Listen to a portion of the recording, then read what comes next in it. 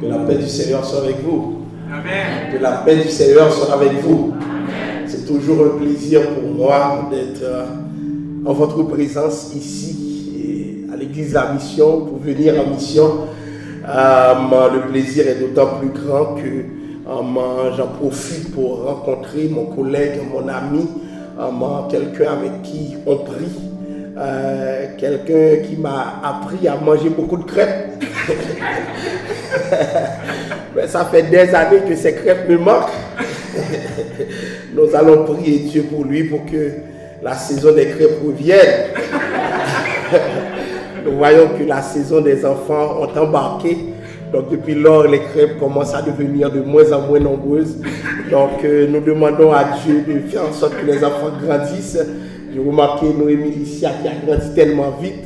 À l'époque, elle était toute petite, en voulant mettre le sirop elle-même. Et papa, le calmer, tu vas trop vite, Noémie. Maintenant, regarde, Noémie avec sa baguette qui joue la musique. Nous bénissons le nom du Seigneur. Nous saluons l'église entière. Nous saluons Cynthia qui se retrouve chez elle, là où elle est, que la paix du Seigneur soit avec elle. J'ai ici avec moi ma mère et ma femme. Je leur demande de se mettre debout. Gloire à Dieu.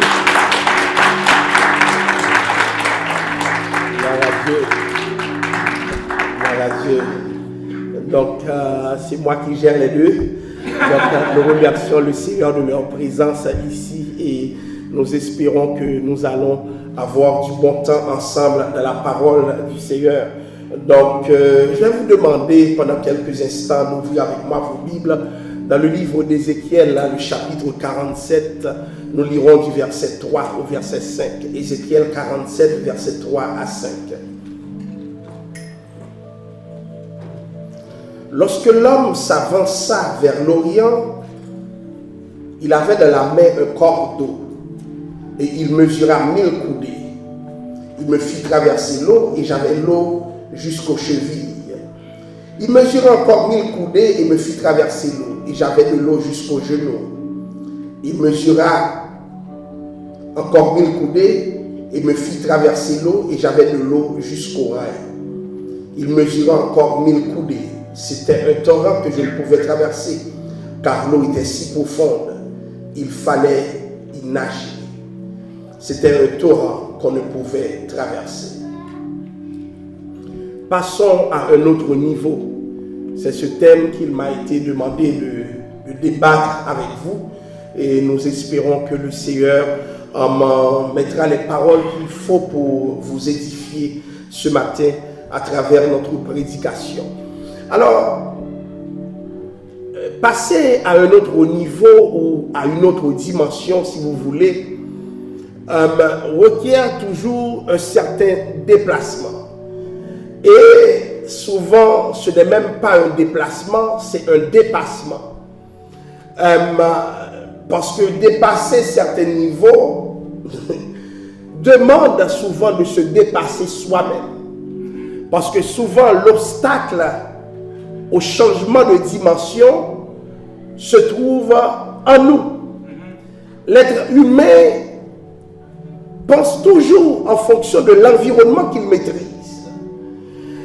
Or, passer à un autre niveau, c'est dire que là où je suis ne suffit pas. C'est accepter aussi de perdre ses repères.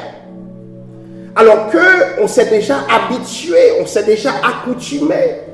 Donc vous allez comprendre la difficulté avec laquelle composent plus d'eux lorsqu'on leur demande de se dépasser, lorsqu'on leur demande de changer de niveau, de dimension.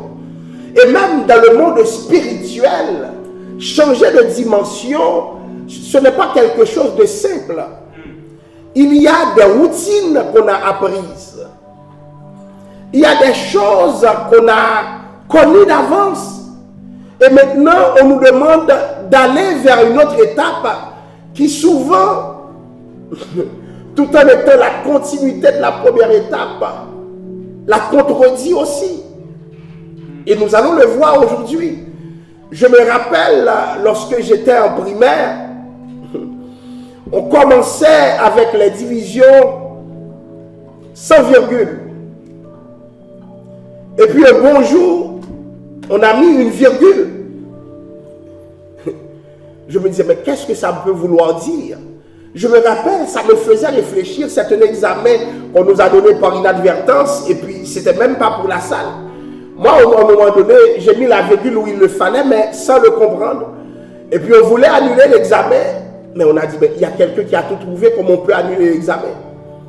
Je me rappelle encore, mais je me disais, mais c'est quoi ça? Pourquoi on a mis une virgule? Je croyais les virgules, c'était lorsqu'on écrivait pour les lettres, là, les phrases, les exercices de français. Mais qu'est-ce que ça fait dans un exercice de mathématiques? Ça m'inquiétait, chers amis. Pourquoi? Parce que j'avais appris les divisions sans virgule, les multiplications sans virgule. Lorsque j'ai rencontré les -1, c'était effrayant. Pourquoi? Ma vérité se limitait à ce que je connaissais. Et j'apprends quelque chose qui me disait, non, ce que tu connaissais ne suffit pas. Parce que je devais réapprendre à fonctionner, réapprendre à comprendre. Et c'est là que toute la difficulté pour nous autres d'entamer des nouvelles étapes, parce que nous voyons la contradiction. Eh bien, chers amis, nous allons voir aujourd'hui 4 étapes. Et 4 étapes importantes dans la vie chrétienne. 4 étapes pour changer de dimension. 4 étapes pour faire en sorte que nous allons toujours de l'avant. Est-ce que vous êtes là avec moi ce matin? La Bible dit, l'homme s'avança vers l'Orient, il avait dans la main un cordeau et il mesura 1000 coudées. Ézéchiel 47, le verset 3. Et il me fit traverser l'eau. L'une des choses qui est importante dans ce texte d'Ézéchiel 47, c'est qu'il y a quelqu'un qui conduit quelqu'un d'autre. Or, ce qui arrive dans le monde postmoderne, c'est que chacun se croit suffisamment une référence pour se conduire soi-même. Or, changer de dimension, c'est accepter qu'un autre nous conduit. Nous sommes souvent rebelles à l'idée d'être dirigés par quelqu'un. Or, c'est de la méthode de Dieu d'envoyer quelqu'un nous orienter. Lorsque la Bible dit, dans le Psaume 23, « Il me conduit dans les sentiers de la justice », mais le verbe « il me conduit » implique aussi que je ne peux pas me conduire moi-même. Or, l'un des problèmes dans le monde d'aujourd'hui, c'est que chacun veut se conduire comme bon lui semble. On dirait qu'il y a plusieurs Christ, plusieurs Jésus, plusieurs méthodes. Et chacun veut faire valoir sa propre vérité. Pourquoi? Parce que chacun veut se conduire soi-même. Mais dans le monde surnaturel, il faut être conduit par quelqu'un d'autre. Autrement dit, il faut de l'aide. Il n'y a de pire personne que ceux qui ne reconnaissent pas leurs limites. Comment te conduire toi-même lorsque tu ne peux développer aucune perspective de l'avenir? Qu'est-ce qui t'attend devant? Il y en a d'autres qui ont fait la route avant toi, qui ont cheminé avant toi. Donc, qui doivent justement être dans cet exercice de t'accompagner. Donc, il y eut un homme pour conduire le prophète. Malgré son statut de prophète, il lui a fallu compter sur quelqu'un. Aujourd'hui, je vois des gens qui prétendent cheminer, avancer, mais qui sont dans une spiritualité déconnectée. Nous ne pouvons pas être une île devant les yeux de Dieu. L'homme est un être relationnel, et le relationnel se vit encore dans le changement de dimension. C'est toujours en relation avec Dieu. C'est toujours en relation avec un autre que nous avançons. Combien de gens sont bloqués? Combien de gens font du surplace pour une raison simple? La difficulté d'accepter de l'aide. La difficulté d'être accompagné. Et aujourd'hui, avec l'avènement de la technologie, les réseaux sociaux en particulier,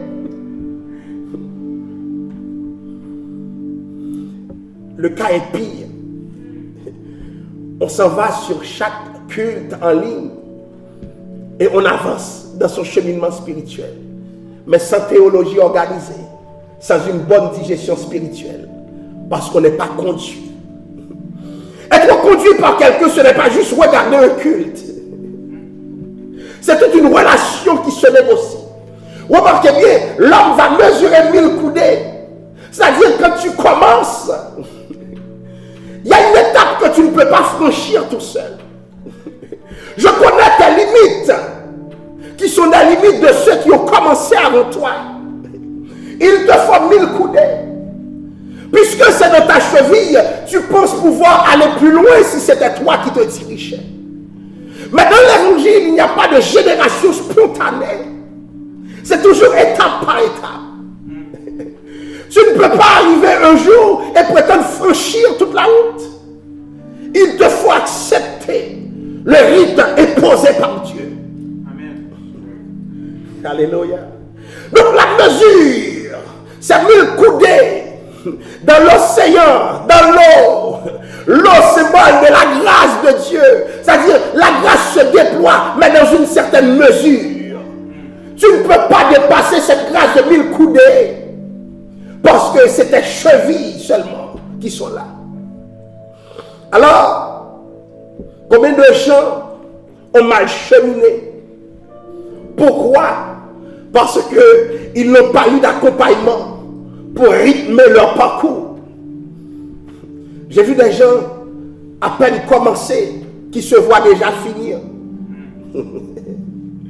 À peine commencer qui se voient dans les plus hautes sphères. Écoutez, chers amis, il faut être patient. Patient dans son cheminement.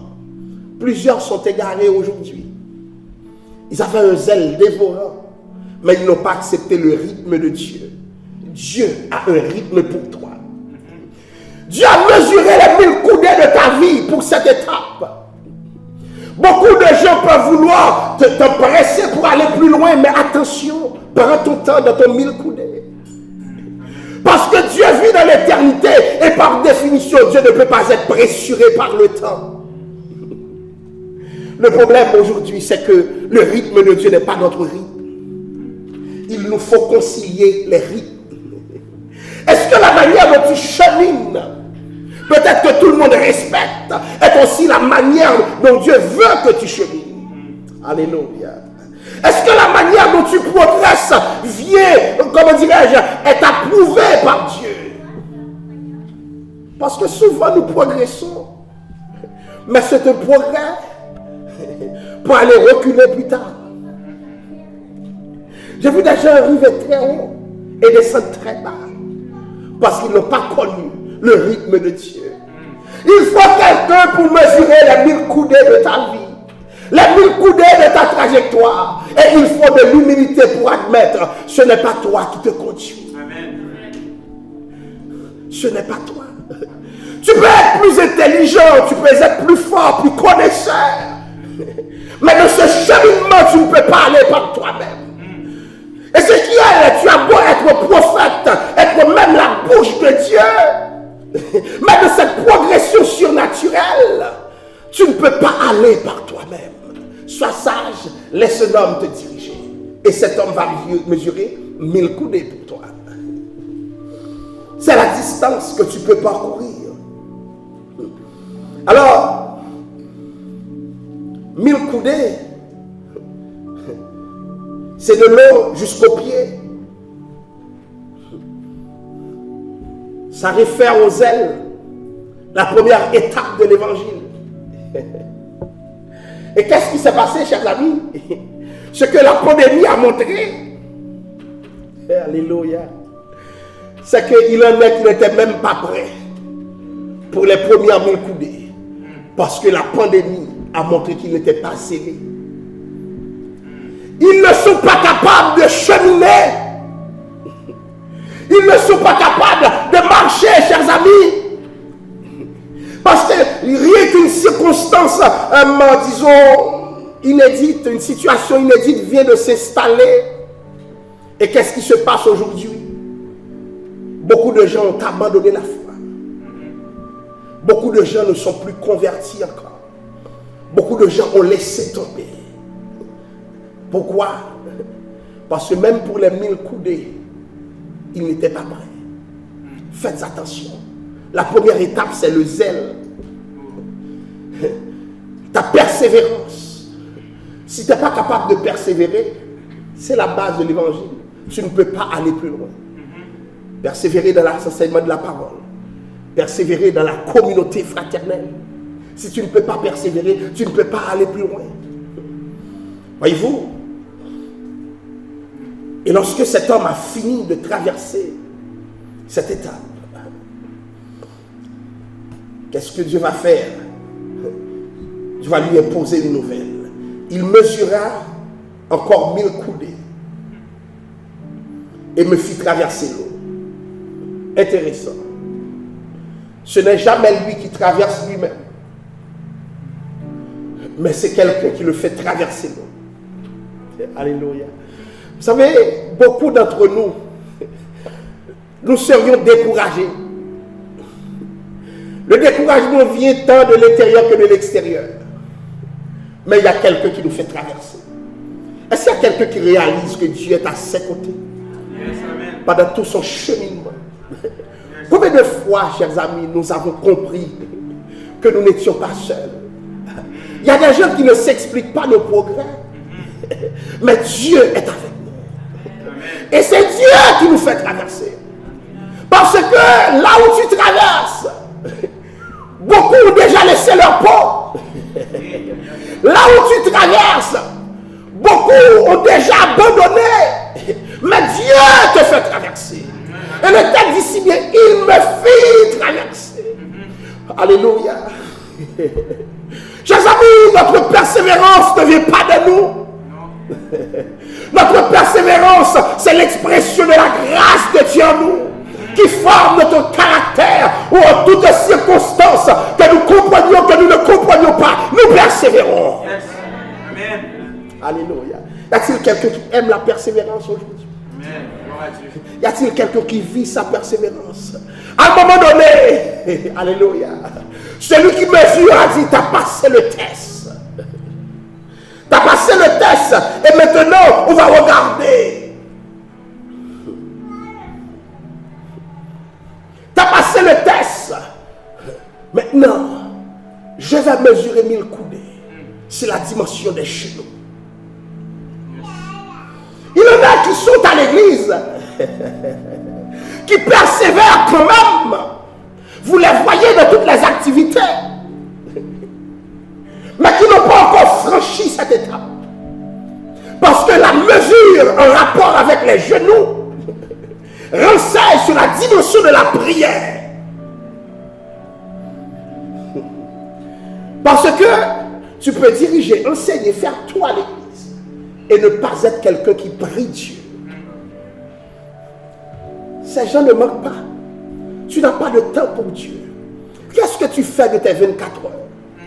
Qu'est-ce que tu fais de ton emploi du temps? Est-ce que tu as un temps que tu mets à part pour Dieu? C'est long jusqu'au genou. Donc vous comprenez que certaines personnes sont bloquées dans la première étape. C'est les gens qui ne prient que lorsqu'ils se retrouvent en communauté. Donc si l'aspect corporatif n'est pas là, ces gens sont isolés. Pourquoi? Parce qu'ils n'ont pas de relation personnelle avec Dieu, la dimension du genou. Combien de fois tu es à genoux dans ta chambre? Combien de fois tu es à genoux là où personne ne te voit? Combien de fois tu es à genoux? Vous allez me dire, je le suis quand je suis à l'église. C'est une bonne chose. Mais à l'église, tu persévères d'abord. C'est la dimension de la cheville. Vous allez comprendre ce qui se passe aujourd'hui. Le phénomène de l'église virtuelle qui s'accentue. Certaines personnes ont perdu la dimension du genou. Pourquoi? Parce que pour prier, ils doivent entendre l'église prier. Autrement dit, on est à l'ère où on se fait aider pour prier. C'est comme, comment s'appelle ces choses qui ravivent l'appétit là? Les choses qu'on prend pour avoir de l'appétit. Comment? Quoi? Apéritif, c'est ça. Le virtuel devient un apéritif. Et l'ennemi le sait. Et si un jour Facebook tombe, c'est déjà arrivé. YouTube tombe. Tu n'as pas d'apéritif. Tu vas chuter. Et si un jour, l'Église tombe sous la censure, parce qu'elle n'aura pas accepté certains discours, elle refuse de négocier, qu'est-ce qui va se passer dans votre vie? Alléluia. Si jamais mon téléphone n'a pas de charge, donc je ne peux pas écouter la musique que j'ai téléchargée, qui sont importantes quand même. Alléluia. Chers amis, nous devons être à genoux, que nous soyons dans l'encouragement, que nous ne soyons pas dans l'encouragement. Nous devons être à genoux, que quelqu'un nous motive, que nous soyons sans motivation, parce que c'est un principe. Il y a une dimension qui est la dimension du genou. Alléluia. La dimension du genou est très importante pour refléter de quelle mesure nous pouvons être debout devant Dieu. Parce qu'à genoux devant l'homme, à genoux devant les yeux de l'homme, ça veut dire être debout devant Dieu. La dimension du genou, chers amis, c'est celle des humbles. Car l'orgueilleux ne sera jamais à genoux. Or, la Bible dit Dieu résiste aux orgueilleux. Savez-vous,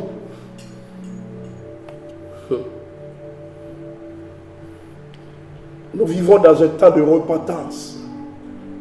Parce que certaines personnes n'ont pas la dimension du genou.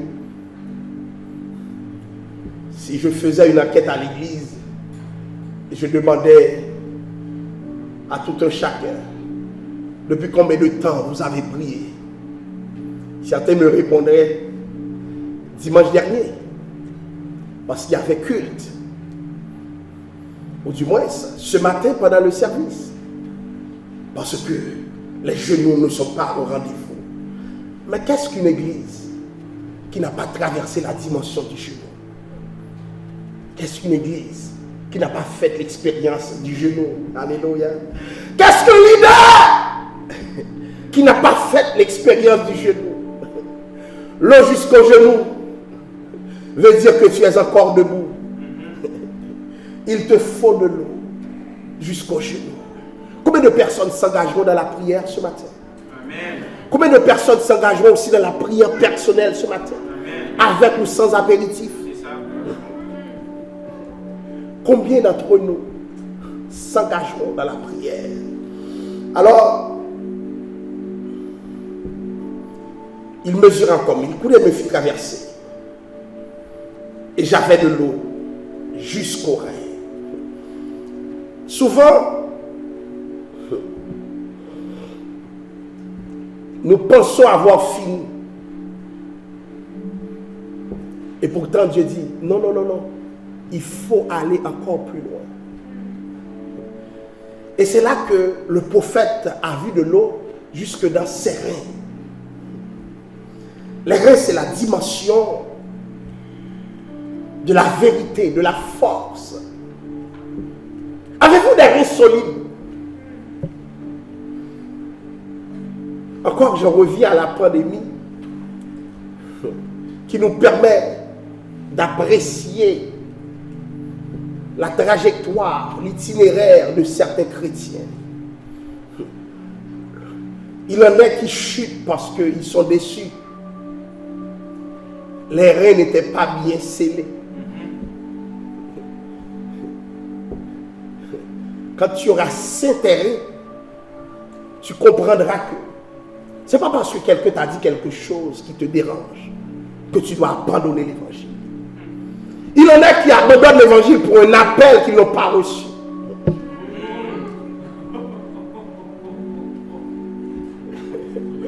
On ne m'a pas appelé. Les bébés spirituels. Pourquoi un enfant ne peut pas se tenir debout? C'est parce que les reins ne sont pas assez solides. Mais combien de personnes, chers amis, n'ont pas de reins spirituels? Le moindre problème, on m'a regardé mal. Les gens, à ce qu'il paraît, ne m'aiment plus. Ils ne m'aiment plus avant. Et puis les gens disparaissent. Pourquoi? Parce que cette dimension, ils ne l'avaient pas. Nous ne pouvons pas progresser de cette manière, chers amis. Il nous faut avoir des reins solides. Alléluia. L'étape des reins est fondamentale pour que nous puissions progresser et ne jamais regarder en arrière.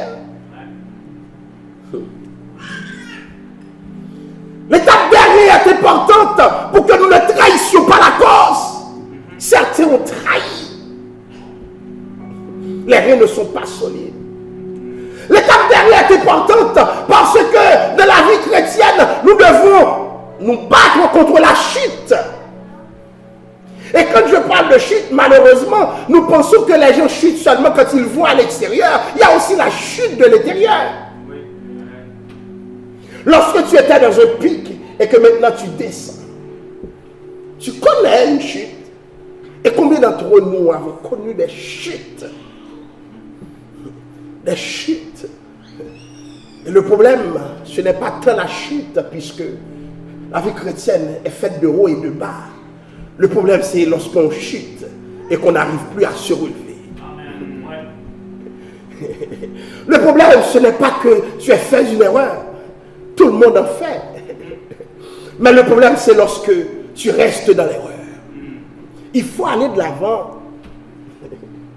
Il faut aller de l'avant.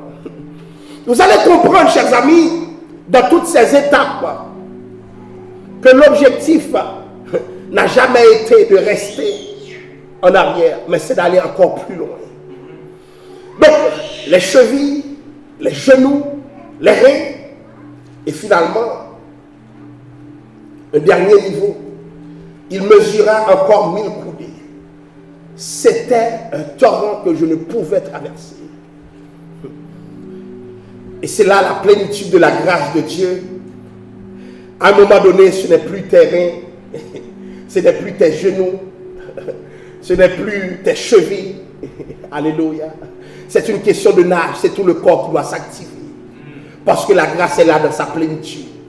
Et on le prend à la nage. Ça veut dire abandonne-toi totalement. Où l'eau rentre dans toutes les parties de notre corps. Où l'eau nous couvre en abondance. Ça veut dire quoi? Le Seigneur veut que tu nages. Et j'aime l'auteur du chant lorsqu'il arrive en disant torrent d'amour, torrent de grâce, amour du Sauveur en croix.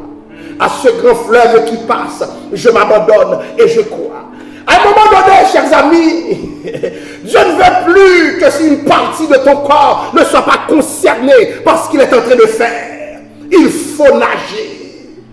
Il faut nager. Il faut que tout ton corps, tous tes muscles s'activent, se déploient pour que tu traverses, pour que tu vas à l'autre dimension. Il faut que nous soyons dans cette dimension de plénitude constante où, chers amis, nous sommes sous l'eau en train de nager. Alléluia.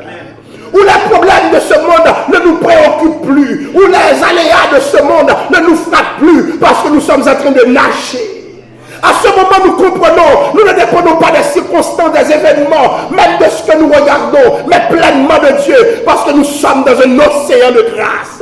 C'est à ce moment que nous rendons compte, il y a des choses qui ne nous sont pas arrivées. C'est parce que nous baignons dans un océan. Il y a des choses qui ne sont pas parvenues, même à nos oreilles. C'est parce que nous sommes en train de baigner dans un océan de grâce. Nous nageons. Nagez, chers amis, de la grâce. Nagez de l'amour de Dieu. Nagez de la compassion de Dieu. Vivez la plénitude de Dieu. Vivez l'abondance de Dieu. Pas à peu près. Pas à peu près. Mais de ce maximum. De sa totalité. Alléluia. À ce moment, il n'y a plus de mesure. Alléluia. Arrivez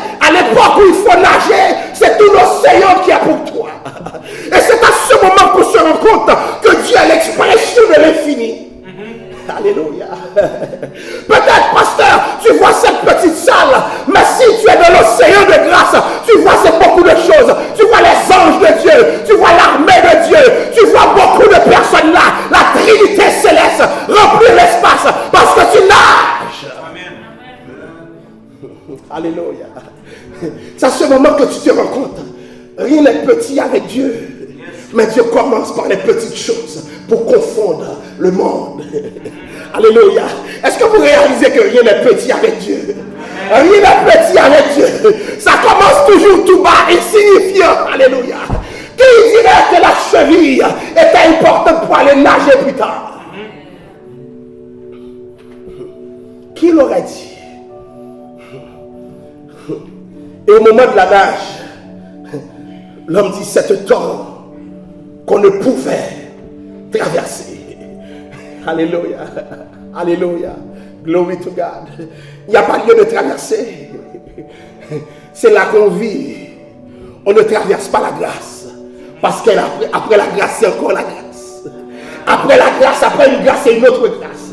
Après une porte ouverte, c'est une autre porte ouverte. Après une bénédiction, c'est une autre bénédiction. Parce que Dieu est l'expression de l'infini. Donc plus de mesure maintenant. J'aimerais que vous remarquiez quelque chose. C'est la relation entre ces étapes. Parce que avec les pieds, tu pouvais regarder encore ce qui se passe en arrière. Avec les genoux aussi. Même avec les reins. Mais immédiatement que tu arrives à la nage, ce qui se passe derrière toi ne t'intéresse plus. Alléluia. C'est là qu'on arrive dans cette dimension où le monde est insignifiant pour nous. Et c'est ça l'objectif. Toutes les fois que tu vois la tentation de retourner dans le monde, fixe tes yeux et dis, Seigneur, emmène-moi vers l'océan. Il ne doit pas y avoir de retour. Il ne doit pas y avoir de retour. Et je pose la question pour finir. Où en êtes-vous dans votre relation avec Dieu? Où en êtes-vous? Est-ce que vous souhaitez progresser? Est-ce que vous souhaitez cheminer? Nous observons ces jours-ci une baisse de la foi. L'Église d'aujourd'hui traverse une période sans précédent. Une crise non annoncée, multiforme. Une crise qui se vit comme si elle n'était pas une crise. Mais je vous dis, les gens sont en crise. Les gens sont en crise. Les gens se posent des questions. Et cette crise est toujours et surtout la crise de la communauté. On a appris une spiritualité communautaire. Maintenant, nos discours sont en train d'être défaits. On va comprendre qu'il y a des périodes de l'histoire, il y a des exceptions. Mais vous savez, ceux qui ne seront jamais défaits, c'est ceux qui souhaitent nager dans la grâce. Nageons ce matin. C'est mon souhait pour l'Église La Mission. Que cette Église puisse nager dans la grâce. Que chacun d'entre vous ici nage dans la grâce. Que chacun d'entre vous ici progresse dans la grâce. Et que le Seigneur bénisse.